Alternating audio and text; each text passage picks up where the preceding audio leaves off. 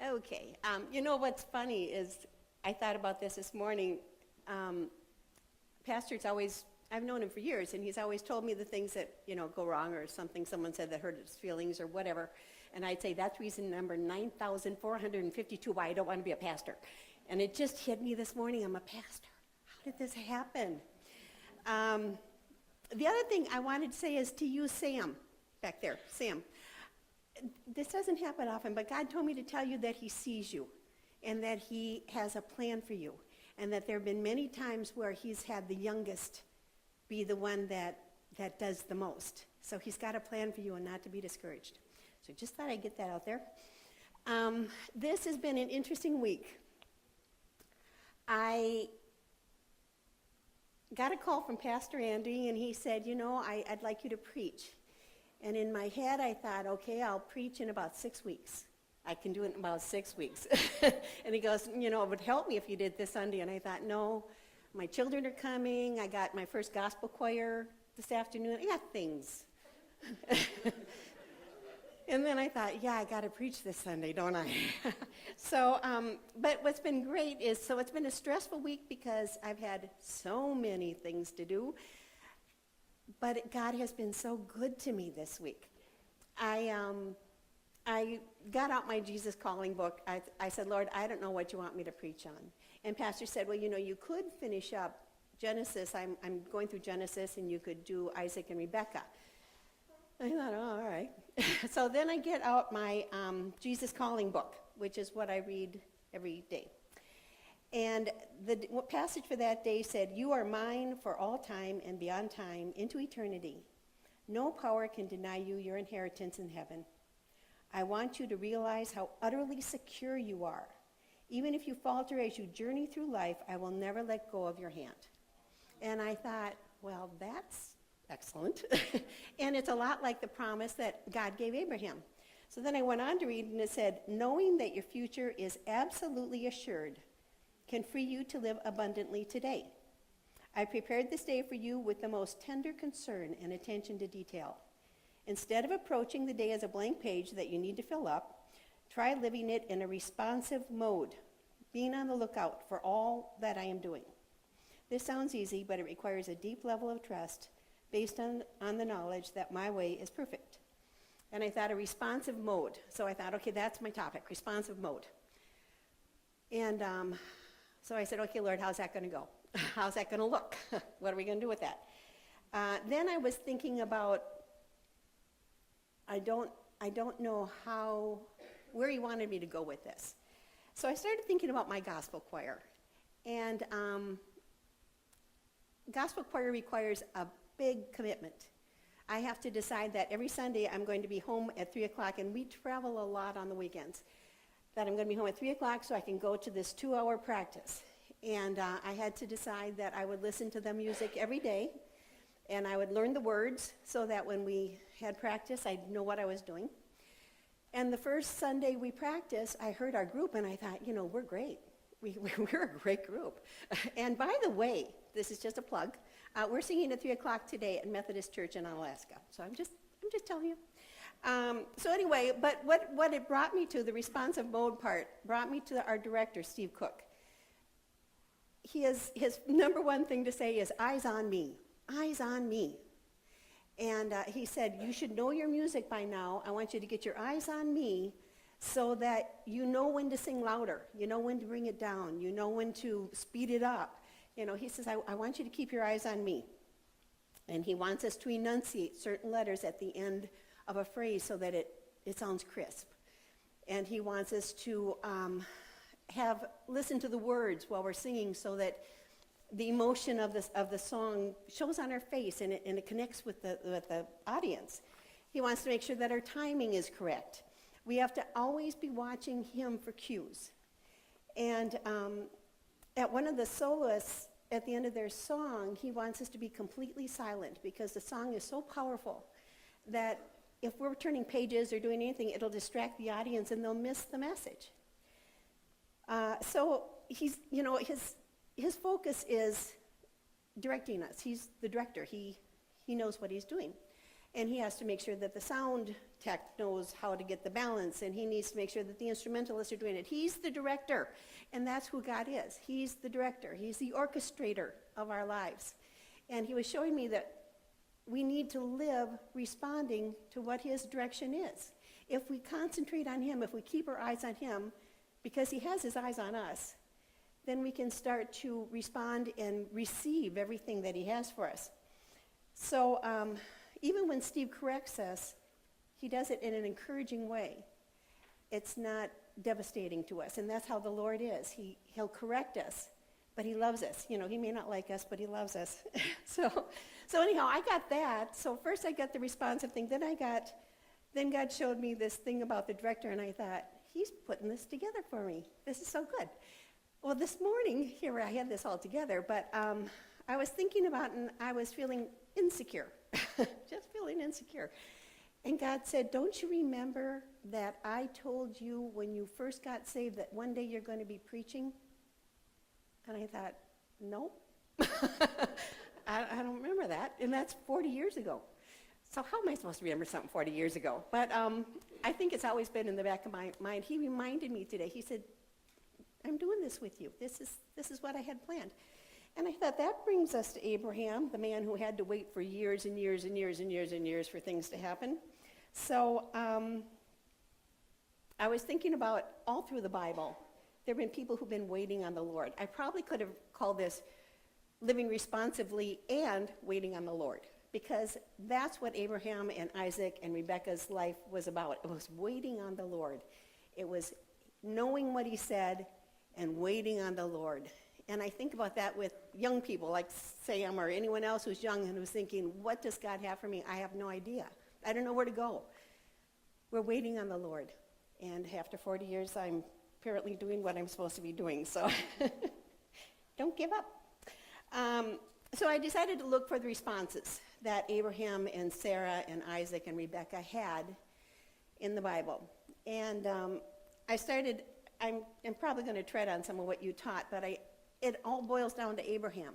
Everything seemed to stem from Abraham. And Terah was Abraham's dad. You know, I'm reading about the relationships in the Bible, and there's a lot of incest that goes on there. It's not incest because they marry each other, but still, it's weird. But Terah had 3 boys.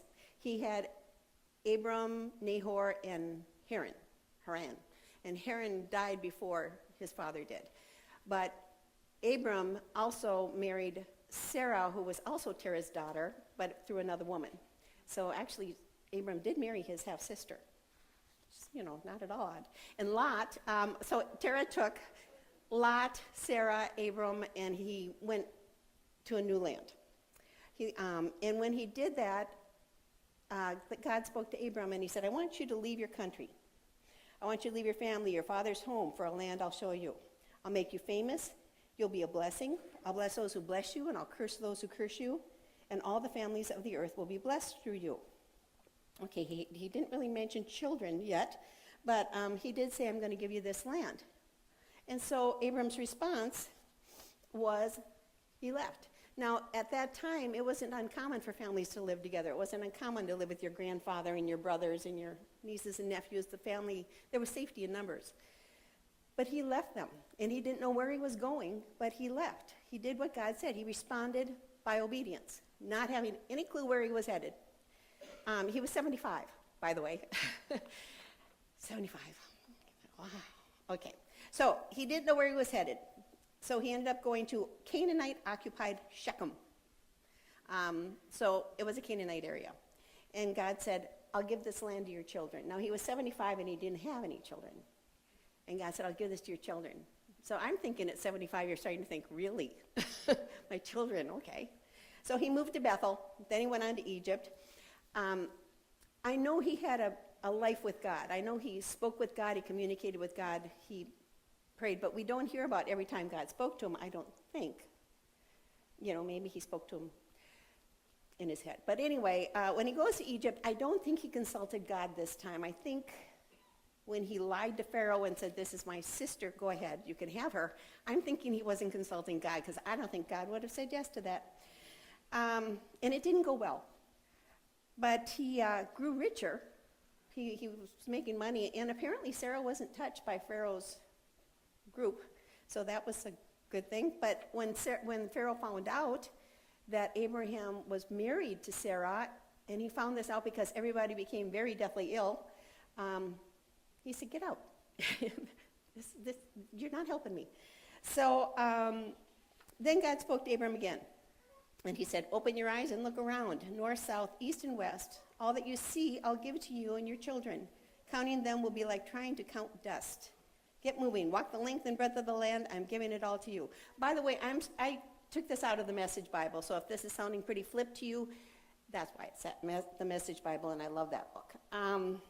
But imagine if God said to you, "Look around. Look around. This is all going to belong to you." Now, granted, they were out in country, but the land was occupied by countries. I mean, it did belong to people. So this was kind of spectacular that God would say, "This is all going to be yours." So he moves to the oaks of Mamre in Hebron. Mamre? He built an altar to God. And then Lot had been captured. All of his possessions had been taken. So Abraham hears about that, and he goes and he saves Lot. Now, until this time, he didn't really have a lot of enemies. Pharaoh wasn't too thrilled with him, but he was doing pretty good. But now he had to form an army and go save Lot and get the stuff back. He gave it to Melchizedek, but he was afraid. He now was walking in territory that there were people who were not liking him as well anymore. But God spoke to him again. He said, "Don't be afraid, Abram. I'm your shield. Your reward will be grand." That would be encouraging. That would be encouraging. He mentioned to God, in case God hadn't noticed, he didn't have any children. So it's wonderful that he was getting this wealth. It was wonderful that he was being blessed, but he was going to have to leave it to his house servant.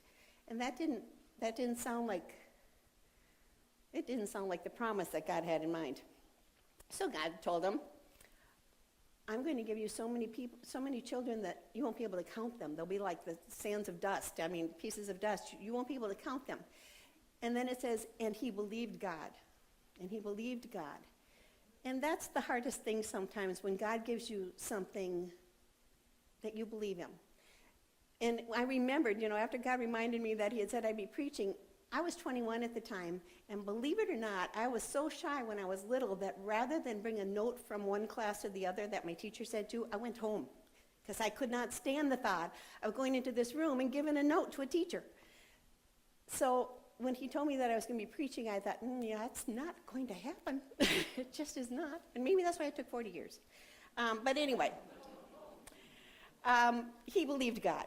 And God had called him set right with God. Set right with God. Now, I would love to be set right with God. I would love to have God look at me and go, "You are set right." And one of the other encouraging things that happened this week, because, when Andy told me to preach, I thought, I'm not able. Terry gave me an encouraging word. And it made me believe that I am able, because God gave a word for me. And basically it said, you're doing good. So I thought, all right, I can do this. But anyhow, it had been 10 years since God's promise of a great nation. And when Abram was 86 years old, Sarah took matters into her own hands. He had been 75. This is now over 10 years later. And Sarah said, "Oh, I got this." So she had that whole plan with her servant lady, Hagar. And it was not a good plan. It sounded like a good plan on paper, but it was not a good plan, and it caused a lot of problems. Ishmael was born, and Abraham was thrilled. He had a son, but it didn't go well, because then the servant started lording it over Sarah, and it was not a happy story. And I thought, we do this. We take matters in our own hands. At least I do. Maybe you guys don't. But if I see something going on, I think, well, I can do this. I can figure this out. I'll work out all the answers. And I do consult God a lot, but not always. And usually when I don't, it goes a lot like the Ishmael debacle. It just doesn't work. So, and I usually blame Ted then, because Obviously, he did something, and it went wrong. Yeah. I think it works for most wives. Yeah. I'm sure Sarah blamed Abraham. She did. She blamed Abraham. That's funny. Okay. So, Abraham was 99 years old. It was 13 years later. And God appeared and spoke, and he said, I'm the strong God. Now, I think he needed to say that because if he'd given this promise years before and nothing had happened, you start to wonder, are you able? And he says, I'm the strong God. Live entirely before me. Live to the hilt. I'll make a covenant between us, and I'll give you a huge family. Now, he had Ishmael. He said, that was when God changed his name from Abram to Abraham. And he said, I'll make you the father of many nations, and that's what Abraham means. He says, kings will issue from you. Now, I would love to hear from the Lord that kings were going to issue from me, or astronauts, or world-famous physicists, or something. I'd love to hear any good news. Could you guys get on that? I'd like to see some. Maybe Caleb's got something going for him, and Tori's quite talented. We'll see what happens. But he said the covenant's going to go on through your descendants. He said, I'm giving you all the land of Canaan. And he said, I want you to circumcise all the males. And haven't you wondered about circumcision? I mean, what was that about? But it said, he said, it'll be a cut into your body as a sign of the permanence of our covenant. It'll be a permanent sign on your body. And I thought, all right, well, God knows what he's doing.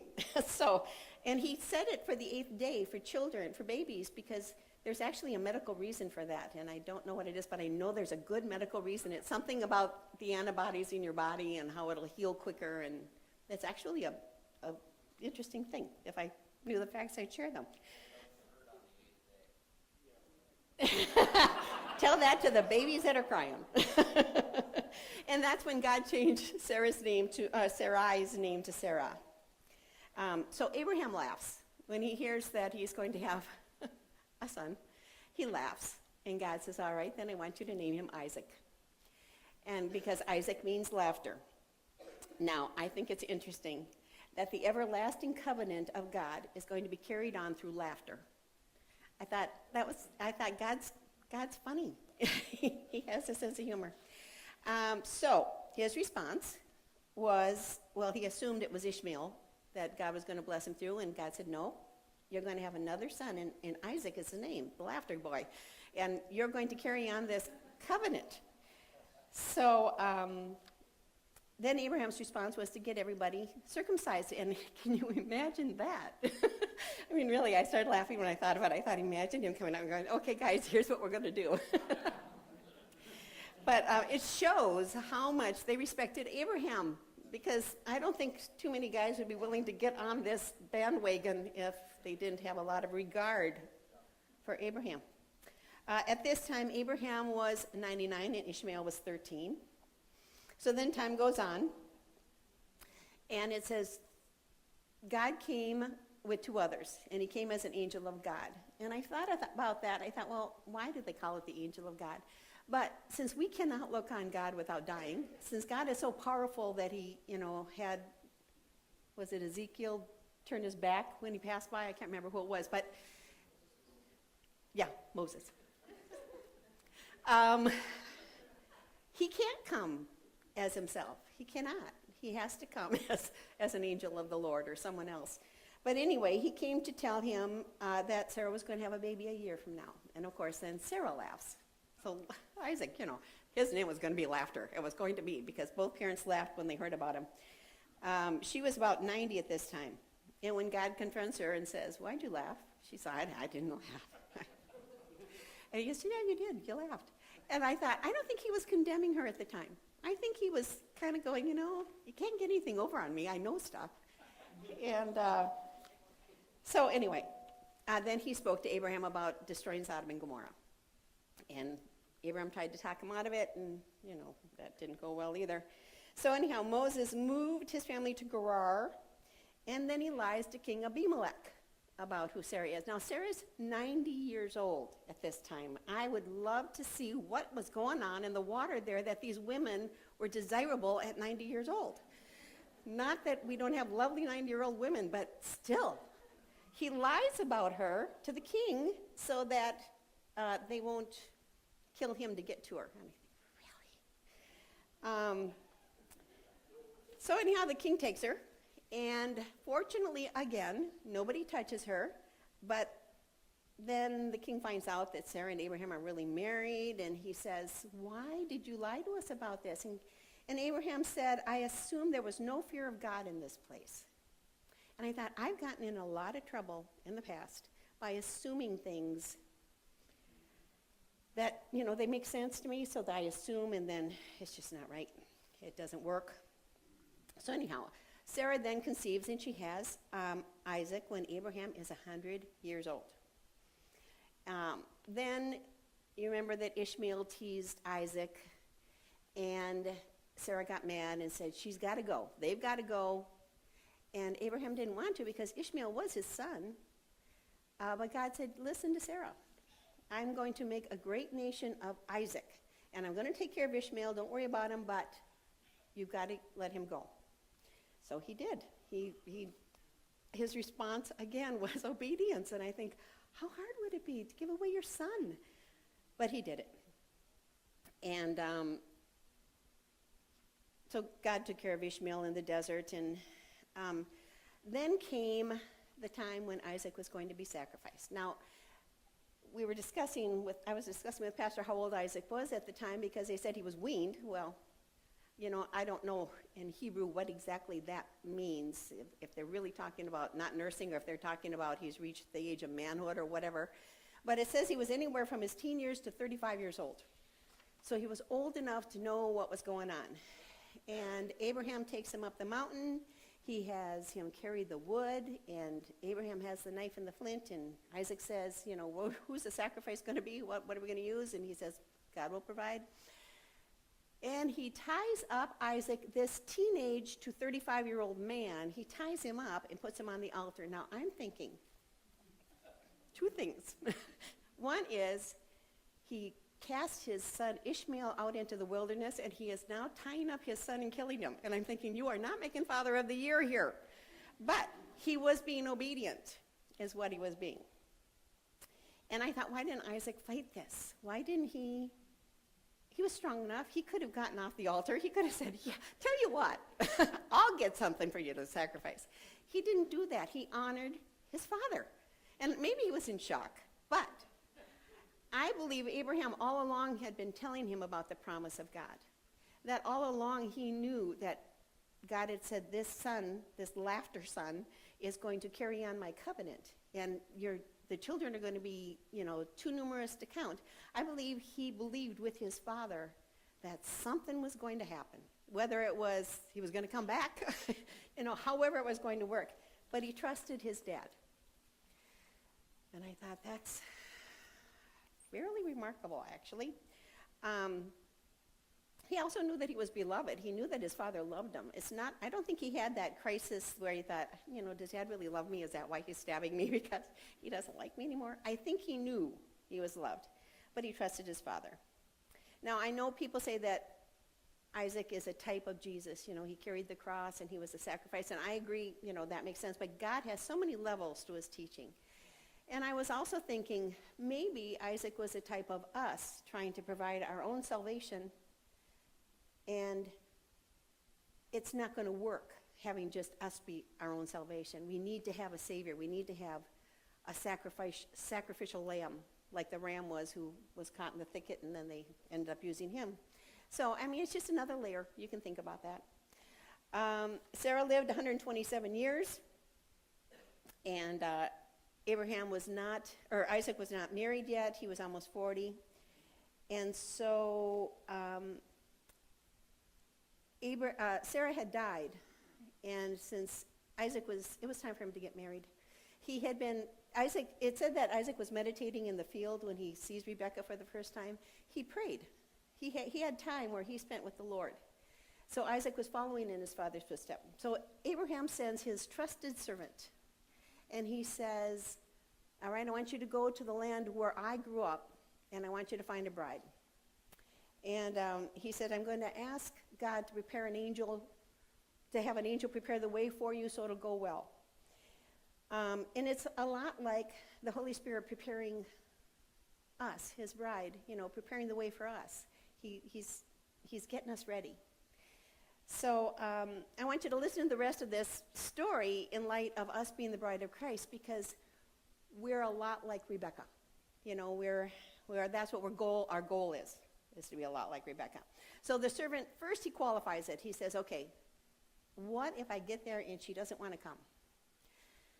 And he said, should I bring Isaac to her? And Abraham says, no, this is what God promised. He promised this land. So if she doesn't come, then you're out of your pledge. I won't expect anything from you. And I thought the Holy Spirit has come for us. And some people don't want to leave. Some people don't want to. It's comfortable here. I don't want to get saved. I don't want to change my life. I don't want to. That wasn't Rebecca, and that's not us. But it does happen. So anyhow, the servant takes 10 camels, and he takes his entourage, and he goes to the land that Abraham grew up in, and he doesn't know. I mean, truly, that's a blind mission. It's a big country. But he goes and he says, okay, Father, God of Abraham, because the servant, first of all, the servant knew his place. He was Abraham's servant. But he honored Abraham so much that he spoke to the God who he had seen his master honor all these years.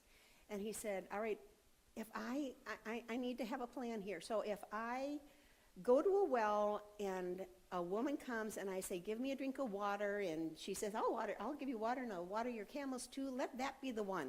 So he kind of throws a fleece out there. It's like, do this. And I thought it was cool that he went to Abraham's God first. He knew this was something important. He knew the promises that God, I believe he knew the promises Abraham had received from God. And so he knew how important this bride was going to be. They described her as stunningly beautiful and a pure virgin. So she comes out. As soon as he finishes this prayer, a woman comes out, and he says, give me a drink of water. And she said, yeah, I'll give you a drink, and I'll water your camels. And I thought, really? I can't see that happening right now. Because that's a lot of work. He had 10 camels. That's a lot of camels to water. So she was, she not only was beautiful and pure of heart, but she was a hardworking woman. She was a woman with graciousness, and she was friendly. This guy, she could have. I know they were a country where, they valued their hospitality. But there wasn't anyone watching. She could have just said, okay, here you go, and been on her way, because that's a lot of work. And he was a stranger as far as she knew. He could have kept going. She had no reason to really cater to him the way she did, and yet she did, because this was God orchestrating the whole picture. So she was gracious, she was friendly, she was hospitable. She said, he asked her, do you live around here? What's your family like? After she watered, he gave her a gold nose ring, which apparently was in style then too, and 2 gold armbands. And then he said, what's your family story? And so she told him, my family lives nearby. And he said, is there room for me and my crew? And she said, come on over. We got feed, we got straw. She was very hospitable. And I thought, that's, it's a different time now, but still, I kept equating it with now and how that would go. And I guess if God was orchestrating it, it would go just fine. So she goes home, she tells her family, and her brother sees these gold bands and his bracelets and the nose ring, and she goes, this is a good man to have come to our house. So he goes out, and he talks to him and says, come join us. So the servant is so excited because he's found out at this point that Rebecca is actually Abraham's niece, and that this is the family, and he feels like God has just done an amazing thing. So he immediately praises God again. Look what you've done. So the servant tells the family the whole story. He says, this is Abraham, this is Isaac. Abraham's got a lot, and his son's going to inherit it all, and his son is who I'm trying to fix up with Rebecca. I'm just saying, this is a good deal. And he tells him all that God did and how Abraham has had these promises from the Lord and how the Lord directed this path to come. So they said, well, obviously this is the Lord. Of course, she's gonna marry. So he says, stay overnight. So the next day, the servant gets up and he's raring to go, and they go, wait, let's just give her about a week or two. And it was said that perhaps they were waiting to be given more money, to give more presents, because the servant had already given Rebecca more clothing and more gold, and he had given the mom more gold and Laban more gold. But some people think that they put the brakes on because they were hoping to have more gold and more gold. And also, you can compare it to, here's the bride, and here's the world, Laban and her father. And the world doesn't really want to let the bride go. The world doesn't really want things to change. And the world really is interested in material gain over whatever is going to happen with the bride. So there's always a struggle. There's always a struggle. So then they say, it's up to Rebecca. If she wants to go, she can go. And she goes, I'm ready. And that's what God wants. He wants us ready. He wants us to say, okay, I don't know, I haven't seen the bride, I haven't seen the groom, but I'm ready. And he wants us to be like Rebecca. He wants us to be faithful, and he wants us to be pure, and he wants us to be holy. And we can't do that on our own. But he's got a way for us to be that way. So the servant said, don't make me wait, and so they did leave. And I thought about this. I thought, Jesus died for our sins. He returned to his Father, and now he's waiting.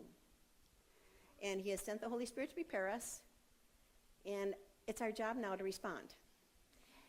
We have to make a decision, and sometimes the decision isn't easy because there's always things that are going to come around and stop you from wanting to go forward with the Lord. The world makes it very attractive to stay here, and if you ask any party animal, they go, I'll join you when I'm done partying. I'll join you when I'm too old to be attractive, and then nobody will want me, and then I'll join you. There's a lot of rules. Ted always tells people that he waited to be saved because he had things to do. He had to get some things done first, and then he'd be good enough to do it. But that's not what the Lord is calling us to do. So back to Rebecca. Isaac was out in the field meditating. He was praying. And I thought, how cool is that? And he looked up, and he saw her, and she said, who is that? And the servant said, that's the master. That's the one you're going to marry. And so she covered herself. And I thought she was modest. And I wonder, how many couples do you know in this day and age who are like Rebecca and Isaac, who are pure and beautiful and modest and, are waiting for each other? And I thought, I have a niece like that. I have a niece, Michelle, who, she's been a remarkable young woman. She's the youngest of 4, and she comes from a beautiful family. My sister's children are the beautiful people. And my kids laugh about it because we go places, and it's like everybody goes like this to these girls because they're all 6 feet tall practically, and they're beautiful. And this boy looks like he walked out of GQ. And but they also love the Lord. So all 3 of the older children are married, and there's Michelle, and she is now 21. She saved herself. She would not allow any boy to kiss her all the dating years because she was saving herself for the one the Lord had for her. And she knew it. She had it in her heart that she was going to save herself, and it drove the boys crazy because she was stunning, and she was funny, and she loved the Lord, and she was happy, and she was a catch. They all wanted to test that, and she was tested. And there was one young man that she did kind of have her sights set on, but he didn't treat her like he was starving for her. He treated her kind of like, you are one of the masses who love me, and I really do like you because you're so pretty and you're fun and all that. But he didn't treat her the way that the groom should be treating his bride. And along came Jake. And God orchestrated this really cool. There was a series of strange things, but she met him because her brother-in-law worked with his roommate, and somehow she met him, but he was seeing someone else at the time. And then she went to Cap and Ray for Bible college, and his sister was in school with her, and he came over to visit her there, and he saw Michelle again, and he wasn't with this other girl anymore. And he really liked Michelle. And now they're seeing each other, and they've been together since last October. And I had the privilege of talking with him, and I said, Ari Jake, what drew you to Michelle? And he said, well, I'm a guy, her beauty. But he said, most of all, it's her love for the Lord. He said, she loves the Lord. And he said, she's loving to everybody. But he said, she has such depth of character. And he says, I just love that about her. And one of their first times of dating, he lives in Colorado going to a theological school there. And they Skype. And he said, am I catching you at a bad time? She said, I was just doing my prayer time. And he said, hang up. Finish your prayer time with the Lord. Then talk to me. And I thought, because I remember my dating years, and I was not a believer. There wasn't anything I was going to drop if Ted called. I'm talking to Ted. So it happens now. It can happen, and it still can happen. And it's good to encourage your children to be. Now, I can't say that all of her siblings were as pure about this as she was, but nonetheless, they were great too, and they have wonderful, godly spouses, and it's a cool family. It's a cool family. So back to Isaac. We'll get back to Isaac, because really, I was talking about Isaac and Rebecca today. we're finally getting to them. So Abraham lived 175 years. He married, Sarah had died, he married Keturah, he had 6 more sons. He gave his sons gifts, but he was saving all of his possessions for his son Isaac, because that's what God told him to do. And Isaac and Rebecca had been married for 20 years, and they still didn't have children. And their response was Isaac prayed very, very hard to the Lord. And I thought, that's good. Rebecca didn't do what Sarah did and tried to fix it herself. She learned. I think probably heard the story, how that went. But I thought, that I waited apparently I waited 40 years to preach. I waited for 17 years for my husband to get saved after I got saved. I waited many years for our daughter Jenny to get delivered out of anorexia. We've been waiting almost 3 years for a financial breakthrough. There have been things we've waited for. And so I understand the frustration of waiting on the Lord for things, because sometimes time drags and you think, when? But I read these stories and I think, I'm in with a good crowd. And God answered every prayer. So they waited. He prayed very hard, and she became pregnant with twins who were driving her crazy. Apparently, she said, if it's going to be like this, why am I living? Because they fought so violently in her stomach.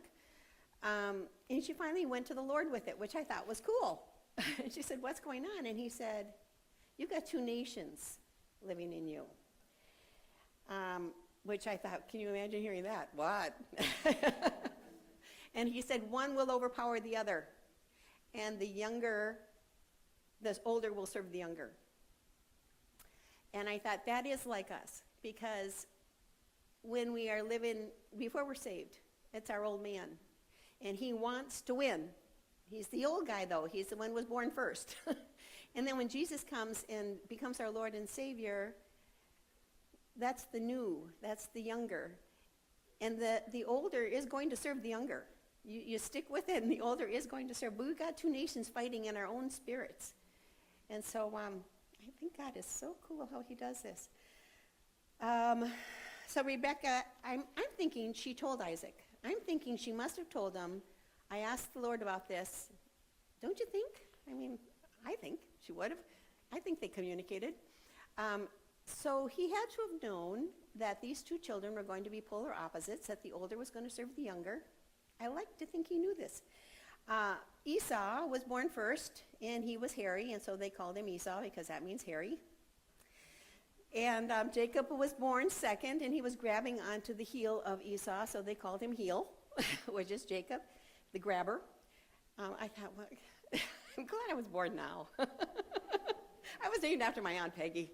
It doesn't mean anything. It's just, anyway. Since Esau was the manly man son, he was the burly boy, he was the hunter-fisher, Isaac liked him the most. He was more drawn to him. Jacob was the gentler spirit. He knew how to cook. He spent time with his mama. And I think he was also quite smart. And I think, and now it doesn't say this in the word, but I'm thinking all that time he spent with his mother, she told him about what happened in the womb. I think she told him that the Lord told me that there's two nations. The Lord told me that the older is going to serve the younger. And that one will overpower the other. I think she told him that. And I think that kind of formed his plan because he was cooking. Esau comes in out of the field, says, I'm starving, give me your food. And he says, sure, give me your birthright, I'll give you my food. And Esau says, well, what good's birthright going to do me if I'm dead? Okay, I think Jacob knew, because why would you bring that up? Why would you be cooking a meal, someone wants food, why would you say, and give me your birthright? I just don't think that would have popped into your head unless it was put there somewhere. So I'm just saying, I could be wrong. But it also shows Esau valued his stomach over his birthright. It was not an important thing to him. So, in case we get a little too judgmental here about Esau, I thought about times where I've been going to do prayer time and I smelled the chocolate chip cookies that I had just baked. And I go eat the cookies. Or the phone rings and I think, oh, I've been waiting for a call from Jamie. So I answer the phone and I cut into God's prayer time. And I thought, now, granted, birthright's a huge deal, and it is a huge deal, but so's my time with the Lord. I don't know what I missed by going to eat the cookies or going to answer the phone. Could have been something, God had some pearl for me that was going to change my life, and I know he loves me enough, he would tell me later, but I don't want to get too judgmental here. I only have 27 more pages to go. Just relax. So, during a famine, Isaac goes down to Abimelech's land. And God appears to him and says, now, first of all, you need to know that Isaac's afraid of the famine. He doesn't consult the Lord at that point too much, or if he did, it was kind of like it was written in the book. So he starts to head out of God's promised land to get an answer for the famine. And God stops him with a reminder that he made a promise and that people who are dead don't inherit the earth. So, God speaks to him before he gets to Gerar, and he says, don't go down to Egypt. Stay here in the land I promised you. I'll bless you and be with you. I'm giving your children all these lands, like I swore to Abraham. He had to remind him of the promise. And I thought there's many times I need to be reminded of the promise. Because the world comes and intrudes, and I get more caught up on what is going on in the world than what is going on with what promises God has made to me. And he says, I'll make your descendants as many as the stars and give them all these lands. All the nations of the earth will be blessed through your descendants. And why am I doing this? Because Abraham obeyed my summons and kept my charge. Abraham, who was set right with God. He obeyed his commands, his guidelines, and his teachings. And it was just a reminder, Isaac, that you obey my summons, you obey my commands, you obey my guidelines, you obey my teachings. I'm not going to let you starve. I'm not going to let you die. I'm going to take care of things here. So, again, how often do we let circumstances take our eyes off of what God has promised us? It's just so easy. It's so easy when you're going through a crisis. I think of when our daughter Jenny was sick. I had to get up at 2 o'clock in the morning every night. I couldn't sleep because she was dying before our eyes and she wasn't getting help.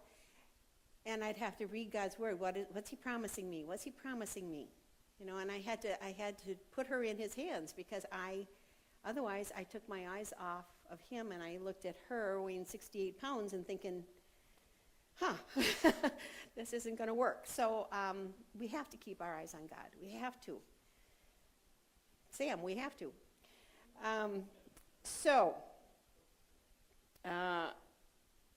He stayed put in Gerar. And guess what he did? Very consistent. he lied to Abimelech about his relationship with his wife. He told him that that was his sister, and she wasn't. She was his wife. And it happened that Abimelech saw him fondling her in the courtyard. And in the meantime, none of the women could conceive children. And so Abimelech, being a smart king, put two and two together and said this started happening when that guy showed up and we took his wife. And so he says, why? Why? Why are you doing this to me? But it was interesting to me because Abimelech saw the sin of Isaac. And I thought, the world does see our sins a lot quicker sometimes than we do. I get called if I'm not living according to what I profess. They go, oh, really? I thought you were a Christian. Worst words in the world. So anyhow, Isaac was blessed with great wealth and great harvests, and Abimelech started to resent him. The Philistines started saying, they're getting bigger than we are. So Abimelech said, out, you got to go. So he went into the valley of Gerar, which to me I thought, well, it's still Gerar. But there were squabbles. They dug wells, and the Philistines would say, those are ours. Those are ours. And finally he dug a well that nobody fought over, and that was a good thing. But what happened was, what I was thinking of is that sometimes God will give us a job. He'll give us a house or a church or something, an opportunity, and opposition comes along. And that's what happened with Isaac. It wasn't going smooth for him. He was kicked out of Abimelech's land, and now he was getting in fights over the wells. It was good that he kept pursuing God. He kept digging. Just keep digging. He was digging until he found the well that he could live with. And I thought, there's a lesson there. There's a lesson there. So it was kind of an anxious time for Isaac. I think life was getting a little trickier for him. He had these two boys who didn't get along. He had countries that didn't want him there, and he was growing so big that people were getting jealous, and that's a little bit hairy. And God came and spoke to him again. He said, I'm the God of Abraham your father. Don't fear a thing because I am with you. Now God knew his heart. And he said, don't fear a thing because I am with you. I'll bless you and make your children flourish because of Abraham my servant. So that had to have been comforting. And I think we don't remember to go back to our Father when we're struggling, when we're trying to figure out what we're supposed to be doing or where we're supposed to be going or how far should we push. We don't remember to go to God and say, okay, now am I on the right path? Am I going, is this what you want? Because he will let us know. He will give us that peace. Or he'll put someone in our path who will say, yeah, God, I was praying for you, and, something will happen, and you'll have that assurance. So when Esau was 40 years old, he married two Hittite women because Esau was a free thinker. Esau was the boy who knew what was best, and he did what he wanted. And he was, again, the manly man. So, he thought, who needs a birthright? And I can marry whoever I want, and I can marry how many I want. And his wives drove Isaac and Rebekah crazy. They were not the daughter-in-laws that they were looking for. And it says that they were thorns in the sides of Isaac and Rebekah. Esau and his brides were not equally yoked. They didn't have the same gods. This was not a good match. So all along, Esau was that kid that, maybe you're proud of because he's a big hulking brute of a guy, and isn't he something as a specimen of a physical man? But spiritually, he was the size of a mouse. He was not, and it kind of, you have to think about appearances a little bit. You can't go by them. You can't go by what you see. I thought about this earlier. I thought, I like to think I go through my week praising God all the time and praying all the time and loving the Lord all the time, and I spend all my time in prayer, and I don't. I do spend time with the Lord every day, and I do thank him, and I do consult him, but it's not like 24/7, every second, every minute. I don't do that. And yet, I'm preaching up here, and people might go, well, she must really spend a lot of time with the Lord. I don't. Not as much as I should. And I think that's I think we just need to make sure that our appearances, we don't get caught up by appearances, but we recognize the fruit of what people are doing. So, and Esau's fruit kind of sucked. It was not good fruit. So Isaac becomes old and blind. And you've heard the story. He gets old and blind, and he says to Esau, go hunt game, bring me a meal, I'll bless you, because you're the firstborn. Now, didn't he know that he had sold his birthright? I keep thinking he did. But anyhow, so Esau leaves, and Rebekah, of course, overheard. She listens at doorknobs a lot. She's kind of a sneaky woman. So she goes and tells Jacob, go hunt, or go slaughter this lamb I've got, and I'll make the meal, and she dresses him up in goat skin or whatever, and she puts the clothes of Esau on him. It's a sneaky thing to do. And I'm not really sure if that was God's plan. I mean, it could have been exactly God's plan. But I keep thinking God might have had a way of dealing with this that wouldn't have caused so much strife later on. But we can only speculate. So she'd been told, though, that the elder was going to serve the younger. And again, she was going to help God out. Remind him, you said. So we'll see. I'll ask God when I see him if that was really his plan. Jacob fools his father. And his father, at first doesn't believe it, but eventually he does give him the promise. And here's what he says. And now, in those days and now, words were so powerful.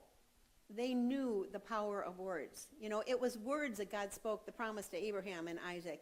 And it's words that Isaac is going to bless, Jacob, but he thinks it's Esau with. And he says, may God give you of heaven's dew and earth's bounty of grain and wine. May people serve you and nations honor you. You will master your brothers, and your mother's sons will honor you. Those who curse you will be cursed, and those who bless you will be blessed. So that was a good blessing. And then he leaves, and Esau comes, and he goes, no, I already gave away the blessing. And I thought, really? Didn't you? And I would have been like Esau, don't you have anything left? Isn't there something? Can't you say, way to go, son? It'll go good for you. But he couldn't. He had given the blessing to Jacob. And what he ends up saying, you'll live far from earth's bounty, remote from heaven's dew. You'll live by your sword, hand to mouth, and you'll serve your brother. But when you can't take it anymore, you'll break loose and run free. That was the little thing at the end that gave him just a smidge of hope. But Esau was so mad. He said, no wonder they called Jacob the heel. No wonder they called Jacob the grabber, because he stole my birthright, and now he stole my blessing, and he handled it in a very mature manner. So he schemed to kill Jacob. Well, that's about right. And Rebekah hears it. She hears that Esau's planning on killing Jacob. So she tells Jacob, go live with my brother Laban. You got to get out of here because he will kill you. He's bigger than you. He will kill you. And then she goes to Isaac. The way she communicates with Isaac is kind of the way my husband communicates with me. He talks in code. Really. Sometimes I look at him and I think, I know there's a message there, and I'm trying to grab what it is. She says to Isaac, if Jacob marries a Canaanite woman, I am going to kill myself. And so he says, well, then I'll take care of this. And he cracked the code. He knew what she was saying. So he contacts Jacob and he says, go to Laban and find yourself a wife.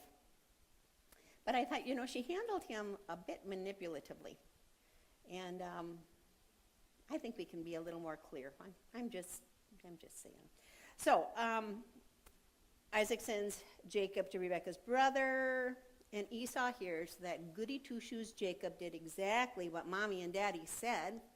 And he heard that they didn't want him to marry a Canaanite woman, so what he does is the mature thing, and he went and he married Ishmael's daughter. Ishmael, the Canaanite's daughter. So there. He showed them. Anyhow, there is a lot more, and I'm sure Pastor Randy's going to go on with it, but throughout the story, there was a continuous theme. These people lived responding to what the Lord had for them. Sometimes they didn't respond well. Now my nose is ready. Sometimes they didn't respond well, but they did respond. They heard him, they responded to him, and that's what I want to do. I want to hear what the Lord has for me. I know his plans for me are good, and I want to respond according to it. It's not like God isn't going to love me if I don't respond according to what he wants. He loves me. I mean, he didn't give up on any of these people when they went outside, when they lied about their wives. He didn't give up on any of them. He just kept reminding them of the promise. And that's what I believe God is doing with us, his bride. He is reminding us of the promise. And it's a good promise. So just like my director would say, keep your eyes on me, God is saying to us, keep your eyes on him.